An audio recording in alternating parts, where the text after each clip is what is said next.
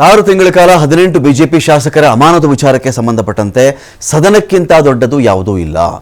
ಸದನದ ಪವಿತ್ರತೆ ಬಹಳ ಮುಖ್ಯವಾಗುತ್ತೆ. ಇಲ್ಲಿ ಸರ್ಕಾರದ ಒತ್ತಡಕ್ಕೆ ಶಾಸಕರನ್ನ ಅಮಾನತು ಮಾಡಿಲ್ಲ. ಇಲ್ಲಿ ಸದನದ ಗಾಂಭೀರ್ಯ, ಪವಿತ್ರತೆ, ಅದರ ಘನತೆ, ಅದರ ಮುಂದೆ ಇನ್ಯಾವುದು ದೊಡ್ಡದಿಲ್ಲ. ಇಲ್ಲಿ ಅದನ್ನ ಯಾರಾದರೂ ಹಾಳು ಮಾಡೋಕ್ಕೆ ಬಂದಾಗ ಈ ಥರ ಮಾಡಲೇಬೇಕಾಗತ್ತೆ ಅಂತ ಒಂದು ವಾದ ಇದೆ. ಇಲ್ಲಿ ಸರ್ಕಾರ ಏನೋ ಒತ್ತಡ ಹೇರಿಬಿಡ್ತು, ಅದಕ್ಕೆ ನಾನು ಅಮಾನತು ಮಾಡಿಬಿಟ್ಟೆ. ನೋ, ಸರ್ಕಾರದ ಒತ್ತಡಕ್ಕೂ ಇದಕ್ಕೂ ಸಂಬಂಧನೇ ಇಲ್ಲ.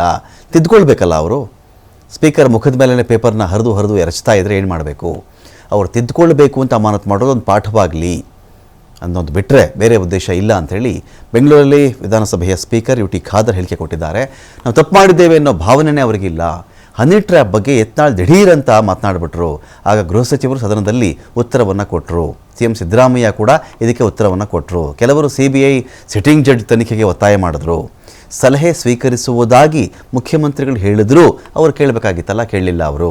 ಅದಕ್ಕೆ ಈ ಥರ ಗಲಭೆ ಮಾಡಿದ್ರು, ಗೌರವಕ್ಕೆ ಧಕ್ಕೆ ತಂದರು ಅಂತಲೇ ಅವ್ರನ್ನ ನಾವು ಅಮಾನತು ಮಾಡಿರೋದು ಅಂತ ಹೇಳಿ ಸ್ಪೀಕರ್ ಮಾತಾಡಿದ್ದಾರೆ.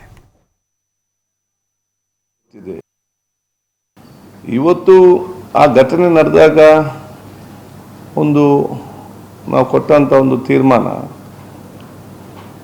ಅದು ಎಷ್ಟು ಸಮಯ ಅಂತ ಚರ್ಚೆ ಅಲ್ಲ, ಅದು ಯಾಕಾಗಿ ಕೊಟ್ಟಿದೆ ಅಂತಂದು ಚರ್ಚೆ. ಆ ಘಟನೆ ನಡೆದಿದೆ, ಅದಕ್ಕೆ ಅನುಗುಣ ಈ ಸದನಕ್ಕಿಂತ ದೊಡ್ಡದು ಯಾವುದು ಕೂಡ ಈ ರಾಜ್ಯದಲ್ಲಿ ಇಲ್ಲ. ಸಂವಿಧಾನಬದ್ಧವಾಗಿ ಸದನದಲ್ಲಿ ಇನ್ನು ಅಧ್ಯಕ್ಷರ ಪೀಠಕ್ಕಿಂತ ಮಹತ್ವದ್ದು ಮತ್ತು ಪಾವಿತ್ರತೆ ಯಾವುದು ಕೂಡ ಇಲ್ಲ. ಅದಕ್ಕೆ ಆಗಬಾರ್ದಂತ ಹೇಳಿಕೊಂಡು ಆ ಒಂದು ಘಟನೆ ಸಂಬಂಧ ಕೊಟ್ಟಂತಲ್ಲದೆ ಇದು ಅವಧಿ ಅದು ವಿಚಾರ ಅಲ್ಲ.